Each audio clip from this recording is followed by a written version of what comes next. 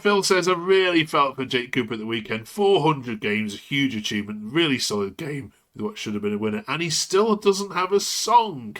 But yeah, all why does Big Jake always miss out on the recognition? Well, we're giving Jake Cooper a little bit of recognition on this week's show. Welcome to, of course, Where Lions Walk. It's 15 to 20 minutes of Millwall chat each week, looking at the good, the bad takes from Millwall games. We've got Charlie and Callum back with us this week. We're also asking them for their updated predictions on where the Wall are going to finish this season, and which player needs a bonfire night rocket on their backside, which one player hasn't yet lifted off this season. Plus, our A to Z continues with the letter D this week. Apologies to anybody who watched last week. We're doing the A to Z with the letter C, and we forgot the Millwall legend, which is Tim Cahill. So huge apologies for how we missed that one. Hopefully, we've got Callum and Charlie here this week, so we won't miss anything with D. Right, how are you, lads? Can I just get a little conspiracy theory out the way with first before we head into Jake Cooper loving? There's some people saying that the referee in the Oxford game, it was poor, but there seems to be a growing agenda. It's almost like somebody doesn't want Millwall in the Premier League. Yeah, it's not really happening. But can you understand, Charlie, why people are putting two and two together and coming up with 7? Yeah, I mean, to be fair, they definitely don't want us, as in the FA, they definitely wouldn't want Millwall in the Prem. We'd cause too much controversy, too many headaches, too many, charges every week for whatever the reason they think up every week. But yeah, no, I mean, the game, it's either way you look at it. I mean, an Oxford fan's going to tell you he was the best referee they've had all season, which is probably what I've seen on Twitter. But from a Mills perspective, from being there at the game, it was poor from him. He just seems to add on minutes. I know Leonard went down, but again, it wasn't for a fake injury. He went off, and even from today's training pictures from celebrating Jake Cooper, you can see everyone else is in football boots. He's in trainers, so it's clearly not a time wasting tactic. But yeah, it's just both sides. You're going to see it from both sides. It could happen. So. Okay. No conspiracy then, Callum, here now. No, I don't think so. I think the referee was. I mean, some decisions in the game you probably could say that some decisions were a bit far fetched. Some decisions, but then again, every game referees tend to get some decisions wrong. Some decisions go your way. It's just a championship, and it's like they can go for you, they can't go for you. In the Oxford game, it's just one of them things where that's happened, and I thought the referee did all right, to be fair, considering, but there was a few decisions, especially that.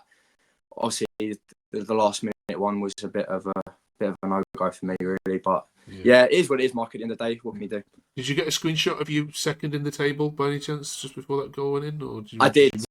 I did. You got it. Okay, right. I did. Yeah, I did. I had to put it on there just to get us a little bit of recognition. But no, do you know what? It was funny because I remember like seeing that we were second, and I was like, because me and Charlie were there together, and I was going to Charlie, Charlie, we actually might be in the top 2 by the end of the night. And then obviously they go and score that equaliser on the 96th minute. I'm going, oh no, you're joking. But yeah, no, we were distraught, weren't we? But like, it's just honestly, it's one of them things. But it was so annoying, frustrating to concede. Really, like the last kick of the game, it just got wrenching. Yeah. The referee, he wanted to keep it going for as long. He just wanted them to score. Yeah. It's just, now I know how Arsenal fans feel for Liverpool when they feel like it's just going on and going on until Liverpool score. That's how it felt. Yeah. Okay. Right. Let's give some Jake Cooper some love then, shall we? Jay says Jake Cooper was absolutely immense today. Great performance by the team.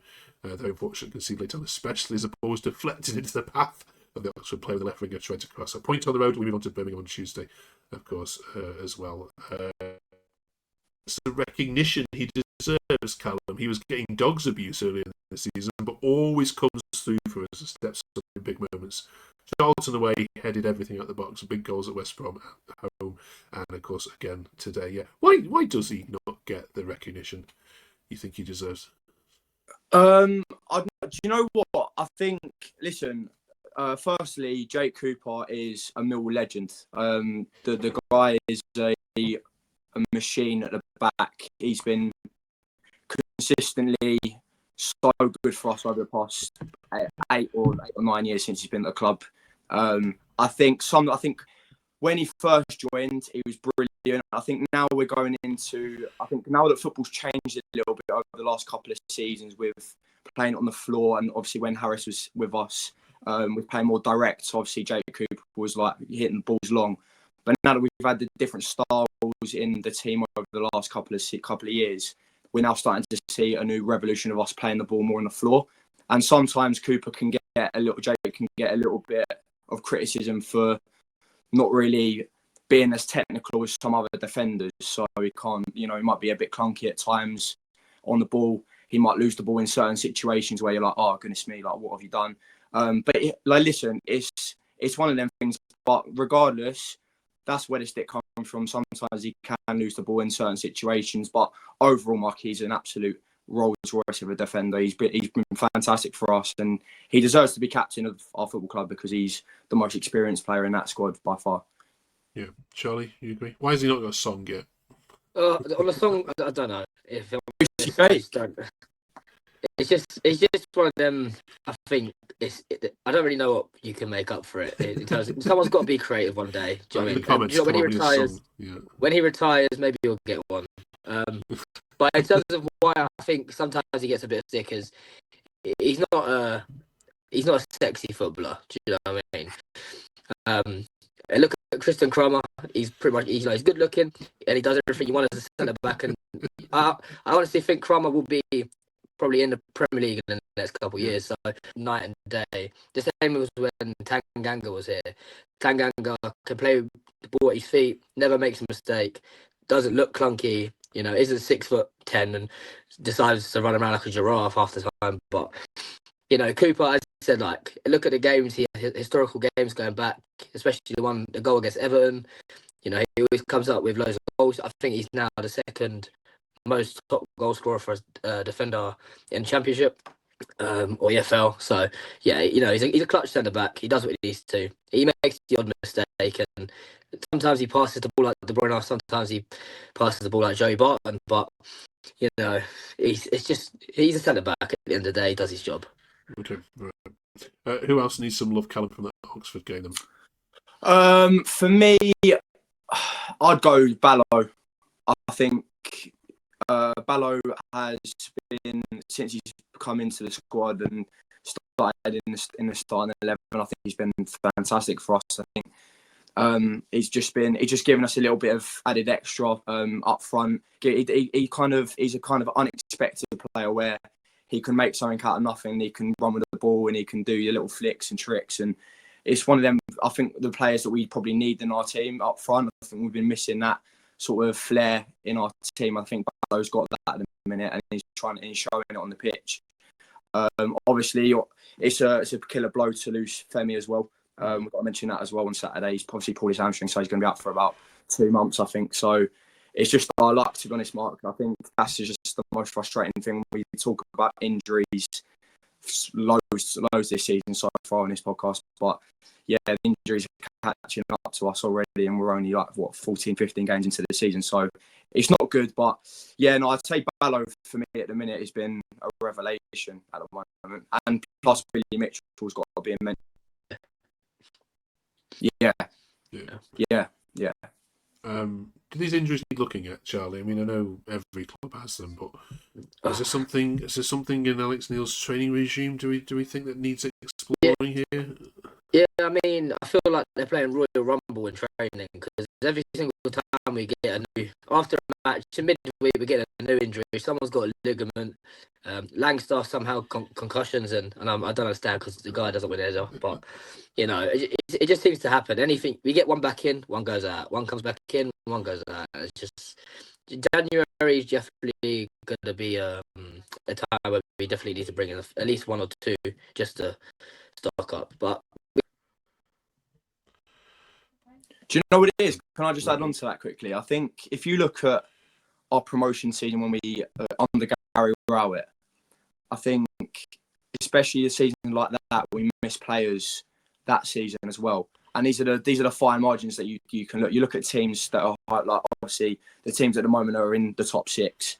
You've got about a good margin, a good group of teams that can actually go up this season. You look at the squad depth that these teams have got. Now, we've got a good squad depth, I believe, to get into that top six, but it's all about us keeping them players fit for the whole 46-game season. Whereas if you keep getting players in and out of the squad and the team, then obviously it will become, the consistency might, differ a little bit. So I think for us, having this sort of Femi scoring 4, 5 and 5 and then getting injured, it's almost like you get these players, you need these players to be top level to get us up there, and then they just get injured. So that's the key for us, I think, keeping the players fit and getting them scoring goals. But again, I think we've had this for the last couple of seasons, but this is where we've missed out because we're getting players injured at key points in the season where we need these players all the time. So yeah, something to look at. Maybe it's a sports scientists. I don't know. They need to look at it because whatever is going on at the moment, it's just not going really well at the minute. Yeah. Okay. This final tweet shows just how much expectations at Millwall have gone up. Rise says, why are we saying it's a good point? Last game we conceded. Everyone else around us won, bringing it even closer. We are down to 4th. Yes, it's still very good, but we could be 2nd, 6 points clear of 7th. Yeah, do you feel that when you go to the games, Charlie, that around you the pubs before the game, the expectation level has risen, so that when we do get a little blips, and there's going to be lots more games like that we are just going to have to balance our expectations a little bit as we go through the remaining games. I mean, you can see it already from the season before, even a few weeks ago when we did this. We lost 2 games and everyone started calling for Alex Neil to be sacked. Yeah, so, we're a very fickle fan base. When we're up. And as soon as we drop a little bit, I mean, I said it when weeks back we did the predictions. Callum said we'll win every single game coming up. And I said to him, Gary Rowett's definitely not going to let us win there. It's just not going to happen. You're gonna get any game and you losing conceding the last minute, it's a kick in the teeth. Do you know what I mean? I don't particularly think we played very well. Both our goals were quite scruffy, and even the second goal, it just comes down to laziness at the end and a bit of lack of tracking at the end. And obviously, he got a clear and he's had a shot and it's gone in. I don't think it's that bad. I would have took a point before the day, to be fair. And although it's obviously good to see Middlesbrough dropping points, and we could have been 2nd, and we was for a few minutes. I still think we're the only team unbeaten away, and our home form has now started to pick up. So, again, I'll take a draw again against Birmingham. Going to be a very hard game to go away to, especially newly promoted. And then obviously get back on Saturday against Preston, Remembrance Day, and get another 3 points hopefully. Yeah, it should be a big game. That Preston game's going to be quite difficult, I think. Yeah. I reckon a 1-0. Yeah. Jake Cooper. Then again, I think adding on to that, I think you look at a team like Oxford. I think personally we should be beating a team like Oxford. I mean, I didn't think they played particularly well that day. To be honest, I thought we had quite a few chances where we could have scored more than 2. So I just think teams like Oxford and the teams nearer the bottom, we need to be beating these teams to get to the top 6. I think. Yeah. I mean, the only positive I think we also have as well is that Ivanovic isn't striking at the moment, and if we can get him firing, then the goals won't rely from Aziz and the wingers and the midfielders really. Yeah. So we're up in 4th and we haven't had a goal scorer from a striker. Coburn's got 1 and Ivanovic has got 1. So we ain't got no goals from up front and we're still 4th. So it shows that if they can get firing, and obviously Coburn's out for a little while, but Ivanovic, once he gets firing, if we can get that going, then great. That leads us nicely to our topic question this week. It's bonfire night, of course, on Wednesday. So, which player needs a rocket up their season? Who's not firing on all cylinders? Charlie, I think you've answered the question there yourself. Callum? Yeah, I mean, Charlie's just hitting our head. Ivanovic is one of them. I think Camille Negley is one of them as well. Now, this might be, I don't know, I just feel like he's got so much more to give to the squad. I think he's done well in patches, but he hasn't been consistent. Give a little bit more. Work rate can be a bit of a questionable. I don't know whether Charlie agrees with that, but I think sometimes his work rate, like Femi and like Ballo, is not really there. He doesn't really work back as much as what I like him to. But yeah, Negley's one of them where, you know, we've paid a lot of money for him, and I think he can do much, much more better. Because at the moment, obviously, when Femi's in the team, he's on the bench. But now, obviously, he's got to now step in to that right mid spot and make it his own, and try and, you know, get some performances under his belt where he can actually show what he can do. Brilliant. Let us know who they've missed in the comments below. Season predictions time then. We're a quarter of the way through now, so it's time to update what we said before that season kicked off then. Charlie, where will Millwall finish this season based on what you've been watching? Good luck. Games? I mean, I'm just going to go and settle for my own expectation of where I hope we finish. I'll be happy with 6. Anywhere in that top 6. I don't think we'll be top 3 come the end of the season. I think the teams around us have, once they kick in, I think they'll be too strong to catch up with. But I do see us doing a Bristol City type and just going under the radar, still kind of fighting between 6th, 7th, 8th, and then hopefully we can slip into the top 6. But, you know, if we keep going the way we're going at the moment, I keep seeing all the usual stuff of, you know, this time last season Millwall were this position, and obviously we were only a point off last year, and we normally do have a good end to the season in terms of a run. So, you know, the fact that we've had a great start to this season, I'm hoping, you know, we can obviously do that at the end of the season and just stay in that top 6. We'll bring Mike in to ask him as well. Callum? Yeah, no, I think I'm sticking with my prediction pre-season. I'm gonna go 6th. I just think that normally we don't do very well beginning of the season, and we normally bring it back in the second half.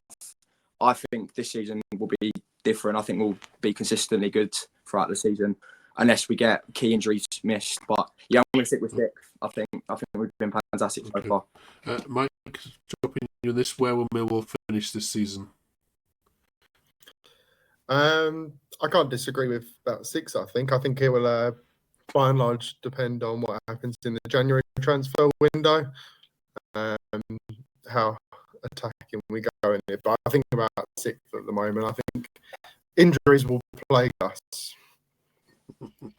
Yeah, as we have discussed. Finally, then this week we're up to the letter D in our alphabet of Millwall, A to Z of Millwall, of course. One player for each letter of the alphabet. Mike, we dropped a ball, as we've mentioned at the top of the show, with KL last week for C, so we'll send our apologies out again for that. Let's rectify it there with D. Anybody got anything good for D? Yeah, I'll go. Yeah, I mean, go on, Cal. Yeah, I'll go. I was going to, well, this might be one that everyone will probably go for, but Alan Dunn, I'm going to go for. I think that Alan Dunn was probably one of the most consistently good right backs that we've had for a very long time. Got promotions under his belt with us as well, which was always good. And he was solid. I loved him. He was brilliant. Sometimes you could have the odd bad game and he'd get a bit of stick, but overall I think he's very good for us. So yeah, I'm going to go Alan Dunn for me. Charlie, any others? Yeah, I mean, I'll go present. I think Casper Denor, he's everything about our midfield at the moment. You know, he can play. He's just amazing. He can do everything. He's one of the best interception in the players in the league. His passing range is very good. Sometimes he can get lost in games when we don't have the ball. But I do think he's our best midfielder on his day. So I'll go Casper. Okay. Mike, anything? Sorry, just trying to think now. The 2 good shouts. I think the only one that keeps coming to my mind, his first name is Danny Shittu. Legendary, absolute worldly goal. Yeah, that's what we do when we used to wear the tops with his face printed on it. Yeah, just like halfway line shots. Yeah, the halfway line shot that ricocheted off the bar. That was bang goal. Yeah, that was. Mark, I've got another one actually for you as well on that. Okay. I've got another one for you as well. I'm gonna go also the development of youth academy as well. If we're talking about just us over the last 18 months, the amount of Bangura Williams, Romain Eze, Sheldon Kendall, who's coming through at the moment. You've got Howland as well, Jack Howland as well, that's coming through, looking really good. I think bringing these young players through into the first team has been really good throughout the last 2 years. So I'd also like to mention that as well. Okay, yeah, we could have done that for A, couldn't we? But yeah, Brill. Okay, I'm surprised no one said Den. I mean, you could have had. Yeah, good point. Yeah, Den. I suppose we need to maybe put that under Ed for New Den maybe when we get there. Who knows? We'll see. What do you think? Done then we're going with for this one, Callum? Yeah, I'm done. Yeah. Yeah. Okay, we'll go with that and done. Let us know in the comments what have we missed. It's a difficult one next week. We're on to the letter E, so get your thinking caps on week in advance for that one.